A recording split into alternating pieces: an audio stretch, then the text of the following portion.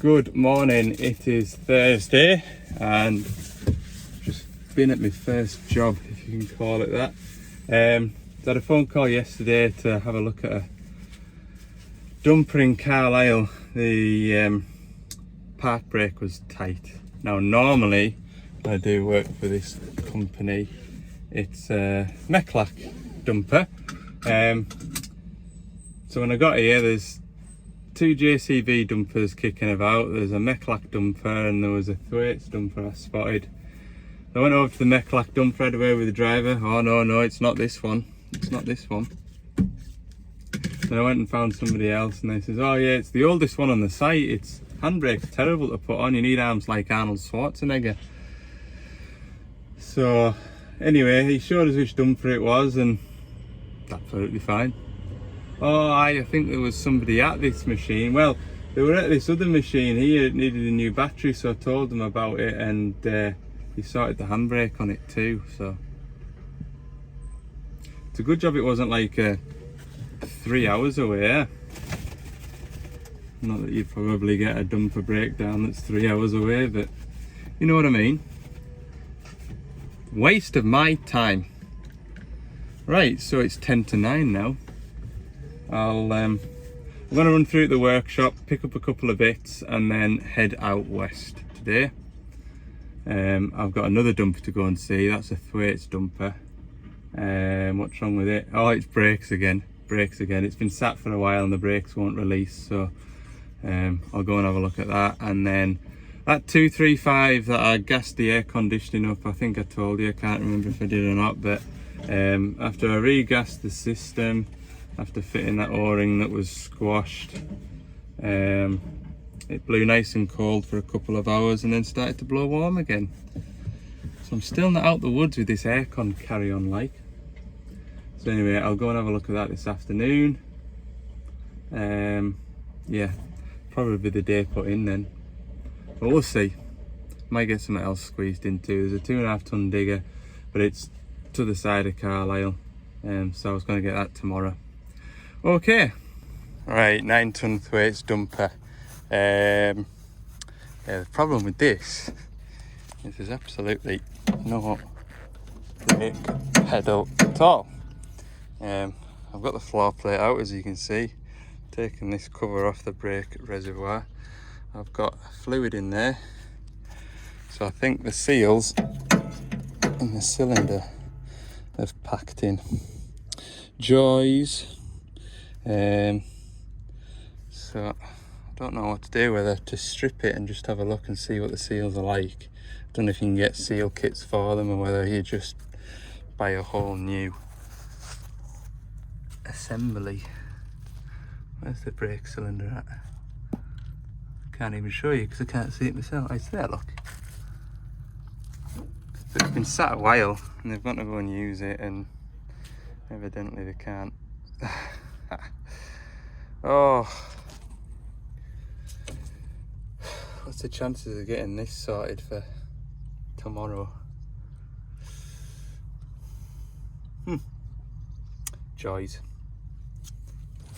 was about to take this floor plate out just to get a bit better access to the brake cylinder, but yeah, I thought this was a separate floor plate, but I've just looked and it's welded along here to this. So it's not just going to be a 5-minute job, is it? Maybe just have to persevere with the access that I've got, because that looks A, heavy, and B, there'll be a million things to try and disconnect. It'd be nice if there was a little plate here. Don't know why dumpers are so inaccessible to work on. I mean, even taking the floor plate out, it's a fight, like. I mean, thankfully the rubber boot over where the gear stick goes is just about non-existent now, so that came out without a fight really. But God, that looks, this bit here that I need to change or pull out and have a look at. Why do they make these things so tricky? Well, I don't think I'm going to achieve anything anyway by stripping it out. I think that is a job for another day.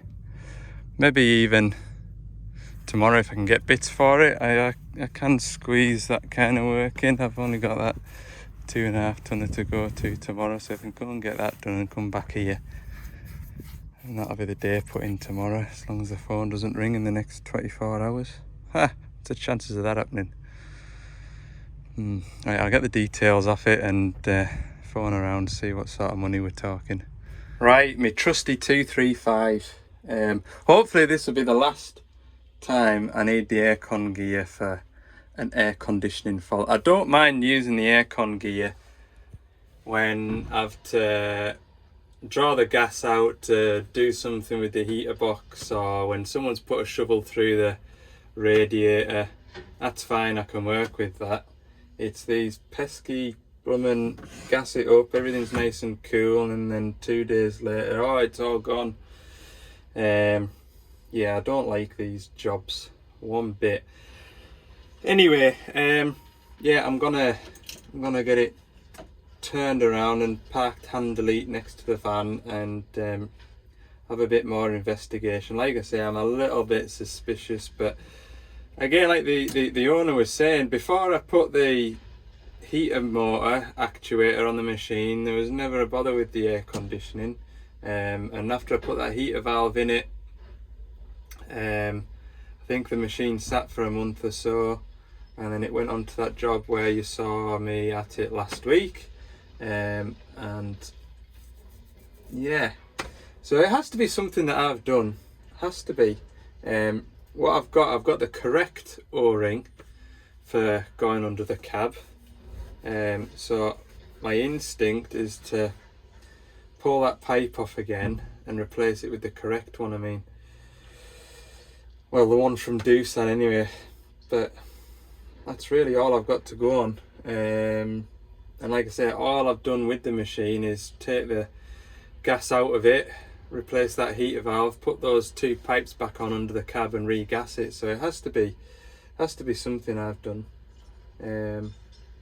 or it's just coincidence and the compressor's packed in. Don't know, but hopefully in the next hour or two we'll have an answer. There's some heavy plant working over there. Look at that cat. The cab tilts back and everything, look. There's another one over there. That's a Matsu. Around the corner there's a Hitachi. Over there, another 235. And over here, another 235. Big plant only on this site, look. So I'll take this belly plate off and have a ratch. It's reading about 6 or 7 degrees in there now. The gauge is there. That looks like it's sitting a little bit low, whatever that means.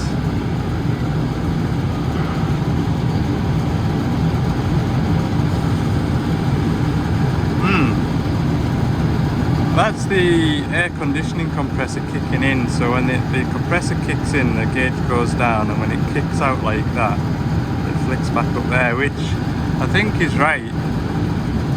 So when you rev it up, it starts, it's not very warm outside. The air temperature outside is 15 degrees, and I can feel the sort of, well, yeah, it's just blowing outside air in now. So when you rev it back down, I think it'll come cold again.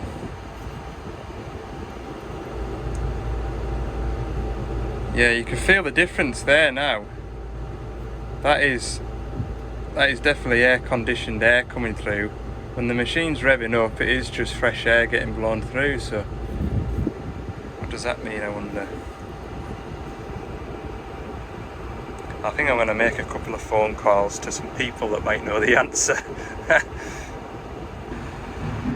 Right, it's 3:15. I'm packing up. I haven't been as victorious as I was yesterday with my aircon.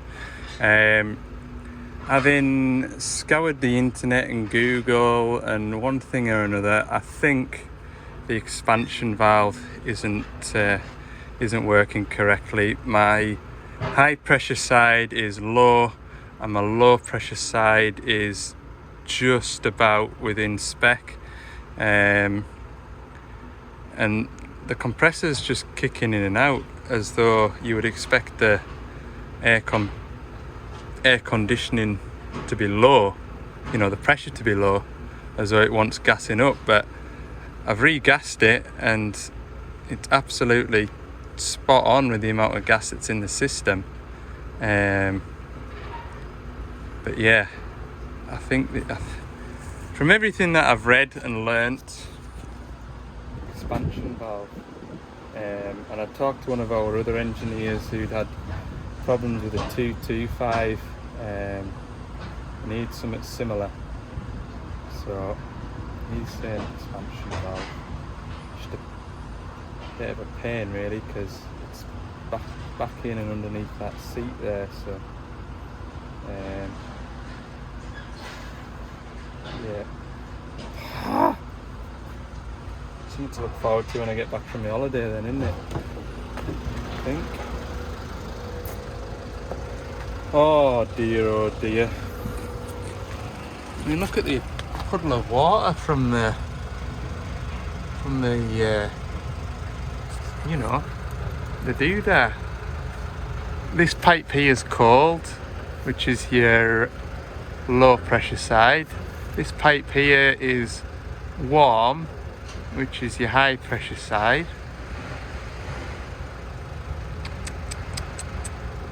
Yeah, which it's supposed to be from all that I've read. I just don't think the stuff is circulating through the system properly, and it's either an orifice or an expansion valve that'll restrict that. So back in under the cab, I think. Hooray. Morning all. Finally it's Friday. What have I got to do today? I've got a DX27 to go and service. I think it's a first service, done about 300 hours. So I'm just going to get loaded up with that. What else? I've chucked all the air conditioning stuff out of the van just now, so that's all gone. Happy days. Salesman just wants me to put that bucket on this digger. I'm going to do that just now.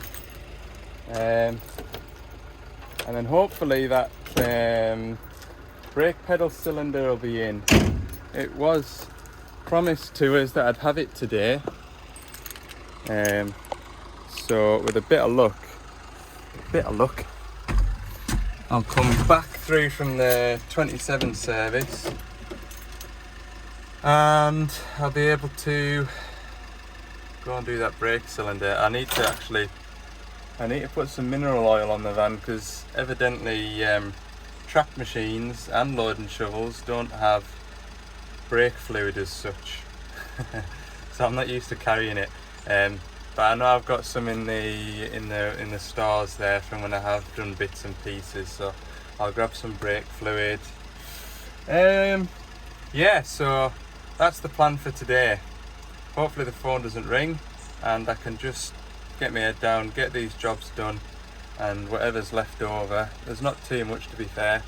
I mean, there's that 27, there's also a DX55 on the front. They're all sold, so they're going to get PDI'd next week. Also that Volvo digger there, that's getting some new tracks put on it.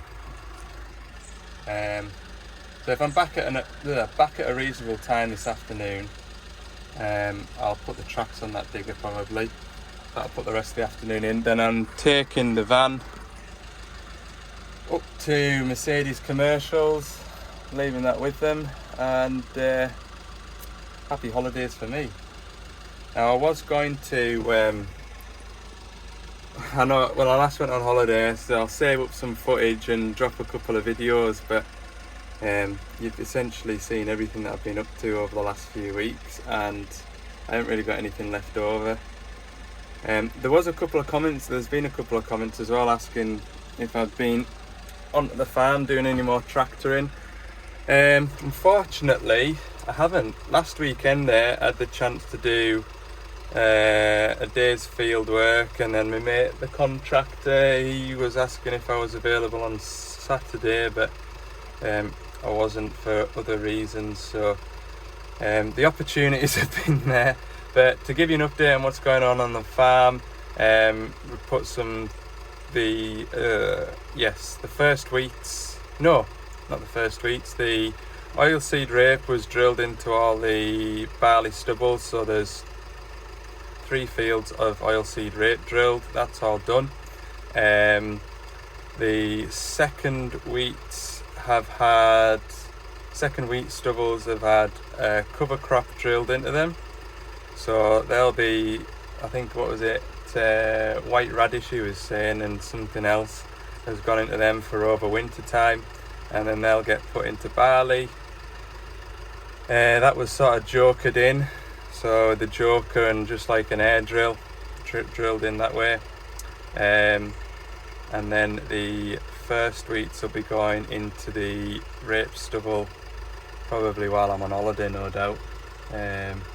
Which is a shame, because I would have liked to have done a bit of field work, but can't have it always. Just the way it goes. I don't think there might be a little bit of ploughing, but I think they're trying to leave the plough in the shed and go full on sort of min-till. So I used to quite enjoy ploughing as well. So we'll see. Anyway, I'm going to put this bucket on this digger and crack on with the day.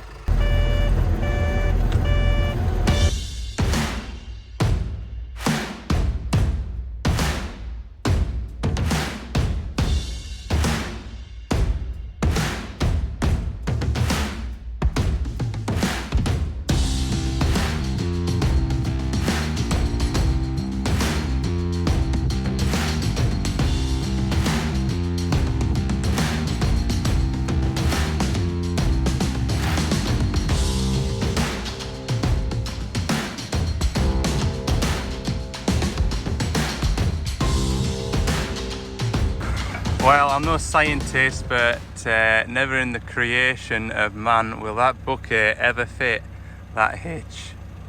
I think, I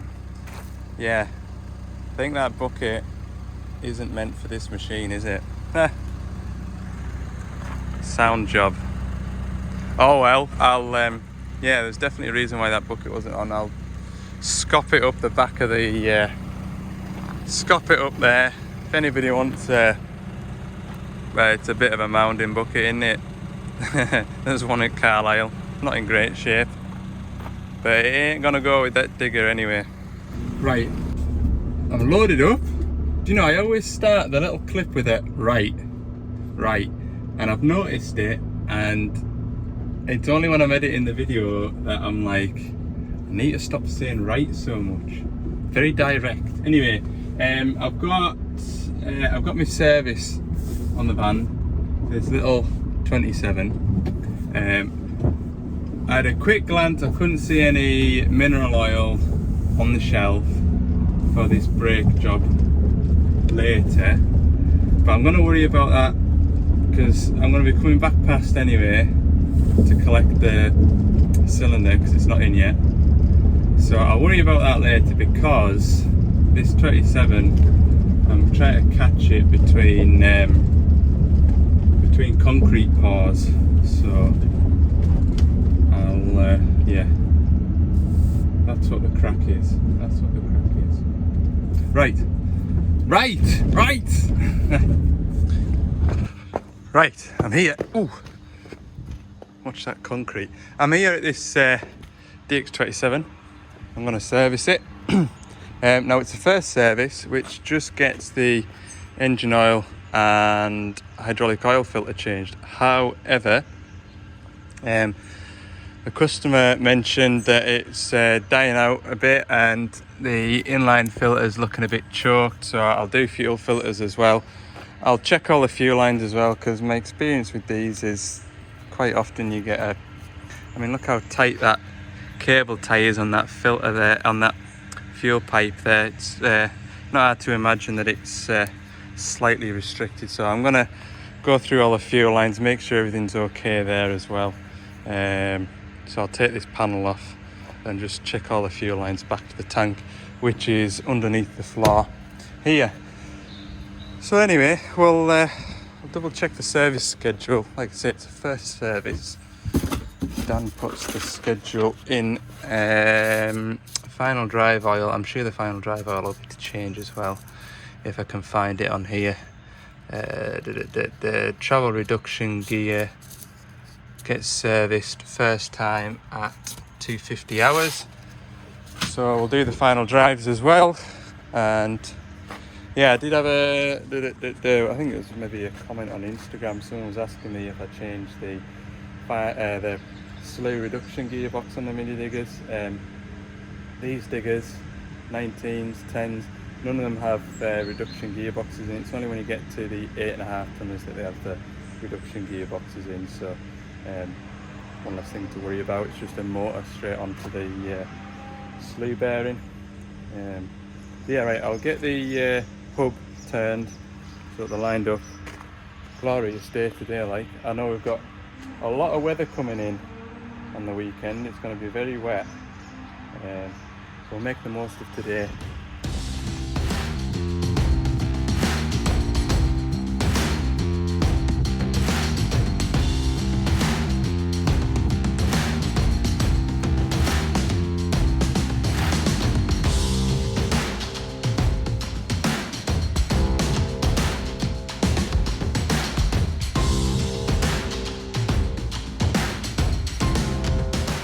That's the engine oil drained out and the engine oil filter removed and replaced with a nice new one, which you can just make out up there.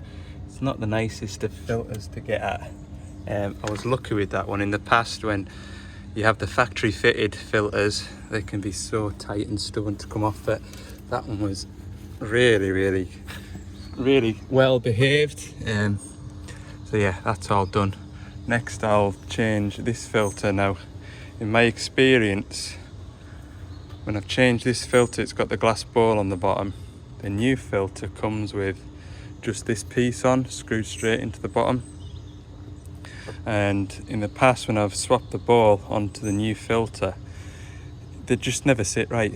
They never sit right, and they draw air in, and the machine just coughs and splutters and just doesn't behave itself. So yeah, that's the last time we'll see this glass bowl on this machine. And then I've got the inline filter as well to do.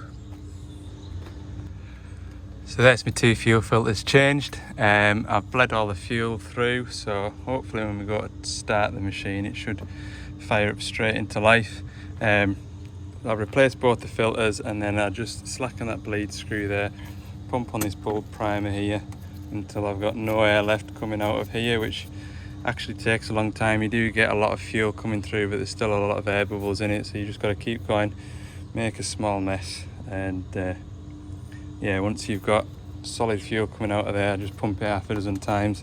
That'll put the fuel out of this pipe here down at the injection pump here. So you've got a bleed off pipe here which just goes straight back to the tank down this little tiny line here, so should be good there now. Right, next job is to put a splash of engine oil in it, and we'll find the hydraulic filter, which I think's on this far side.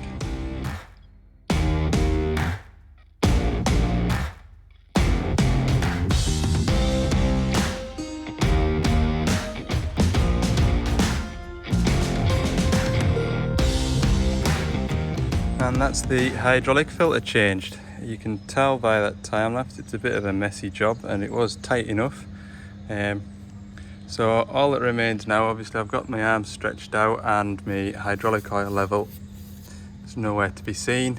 What I should have done is clamp that pipe off, because that's obviously running down into the filter head here. So it's gonna lose a cupful out of there easily. But no matter, I'm gonna top up the hydraulic oil in here and bring it back up onto the level. So you've got 2 sort of level points here. One is after the machine's been working and you park it up. The other is when the machine's cold. Now, the machine has been tracked from sort of over there across to here, but it's the hydraulic oil certainly isn't going to be above, or too much above 21 degrees, so I'll top it up to about this mark here, and that should be okay. Just top the engine oil up and it is bang on the mark there. Can't keep my hands straight, hang on. There we go. Right, engine oil's done. Now, the last three mini diggers I've done, I've always managed to overfill the engine oil. And I'm pleased that I've got that one spot on first time, because I think I've done a couple of DX10s, haven't I? And I've always gone a bit daft with putting the engine oil in it. I've ended up having to take about 2 litres out the engine. Oh dear. It's always a bit clarty that when you try to drain a bit off and it all just kind of floods out. Yeah, one more thing as well that it really grinds my gears. And I know the reasons for it are purely for ease of production, but see these things here, oh, they really grind my gears. So I've taken, I don't know that I've ever done any work on this. I don't think I have, to be honest with you, but this bottom one here you can kind of leave in. Obviously when it's been put in at the factory, you can see the threads have picked up and they've battered it in with an impact gun. Well, that's pretty much ruined now. And I should have half a dozen of these on the van, because I bet I'll get through them all. But why they can't have a captive nut on the back of there, or a bit of plate that's threaded? Like I say, I know the reasons why. It's because it's cheaper and easier in manufacturing to build them, but they really, really irritate me. Yeah, or they ping off and you lose them. Anyway, that's what really grinds my gears. Right, I'll put all this back together now. So I've just about finished the service then. I've replaced this fuel filter, this inline filter, changed the engine oil. Under here, you can just about see the new engine oil filter here. And I've changed the hydraulic filter here. All I've got to do now is drain the final drives and top them up.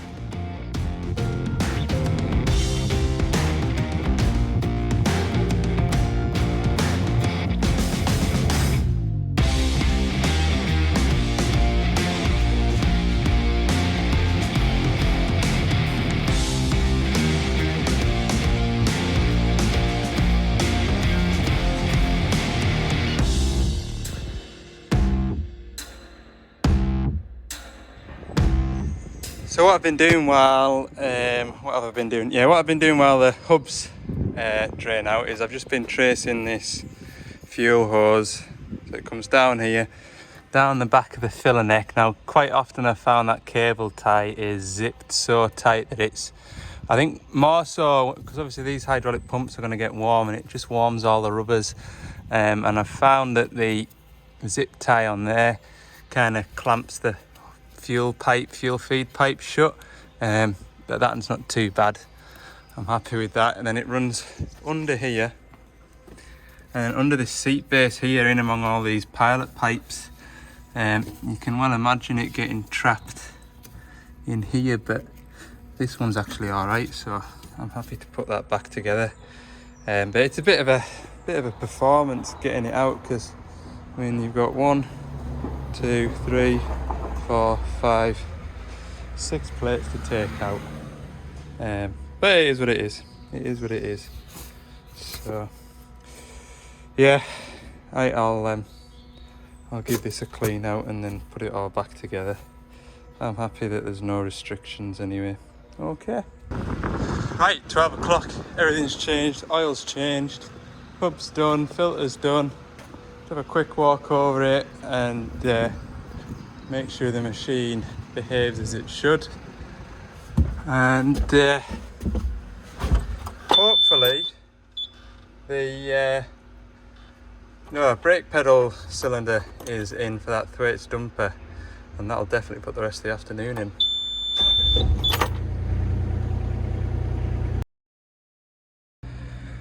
Right, I'm at my dumper a little later than I wanted it to be because there's roads closed, and a road that I thought would be a fantastic alternative turned out to be a road in the wrong direction for about 15 minutes. So anyway, I'm here now. I've got that to change there, which is going to be a bit of a pain in the backside, I'm not going to lie. The rubber pipes haven't even got Jubilee clips on, so I'm going to have to cut them off to pull the pipes off. And then the steel pipes fitted to this bracket here, so I can take the steel pipes off and then pull this whole bracket out and then cut them off. But then, yeah, it's just not going to be fun, this. It's not going to be fun. I don't know how to set you up to watch this, because I could maybe try and do a time lapse, but I have a feeling I'll be in the way of anything that you see. We'll see.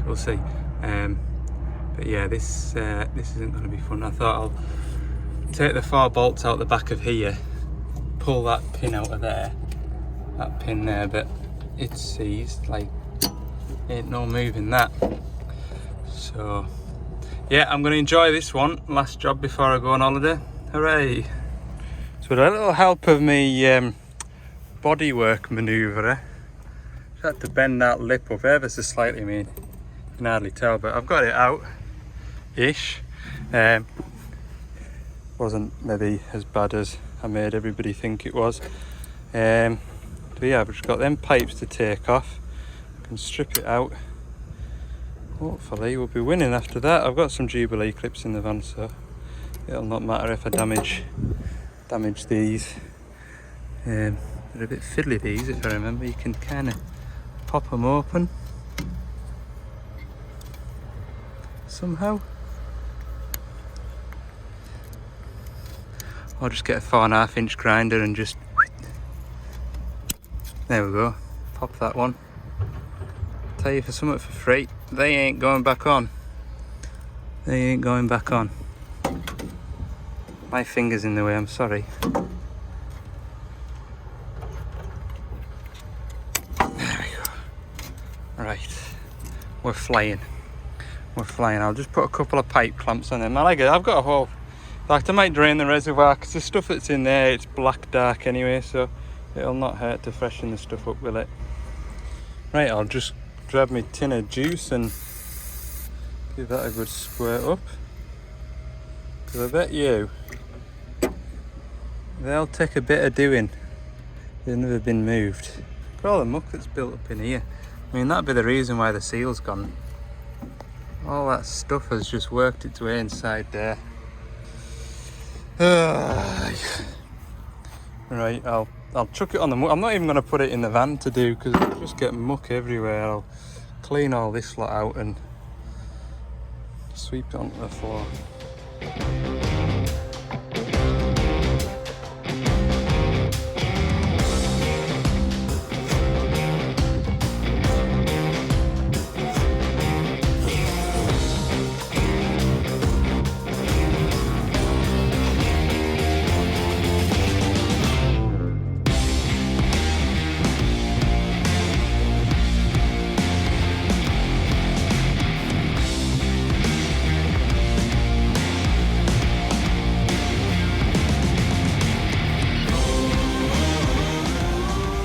Yeah, so that's got no flat spots on it to spin it out.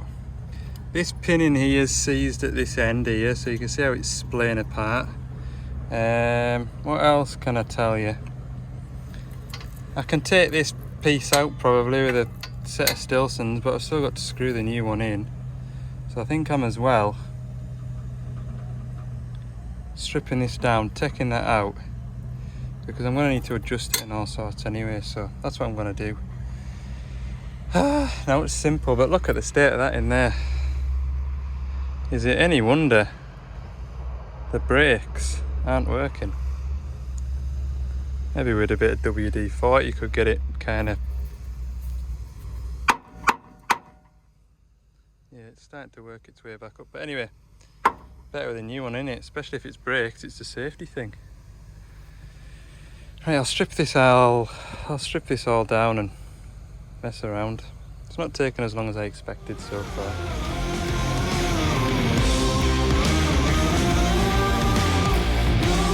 I'll come back to that.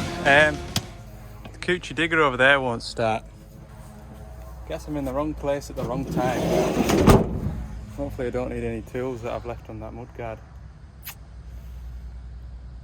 Doubt it. Anything that I've got on there, I've got another set of, hopefully.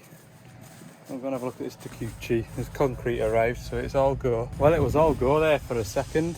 I got the machine, the ignition won't turn on, but it wouldn't try and turn over, and I heard a clicking noise, so I pulled out the relay bank, and there was a relay just sort of sat on top of the pin, so I shoved it in. Machine would then turn over, but it wouldn't fire up. So I pulled the plug off the injection pump, the high pressure fuel pump, and it would fire up, run for about 10 seconds and cut out. So I kind of jiggled it out with a load of wires and then got it to fire up and run. Thought, right, I'll move it, because it was right in the middle of the footings, so I pulled it off the footings thinking it would just stop, and it kept running. Then I revved it up and it kept running. I put everything back together now and it's still running. Anyway, one of life's mysteries. Right, get back on with this.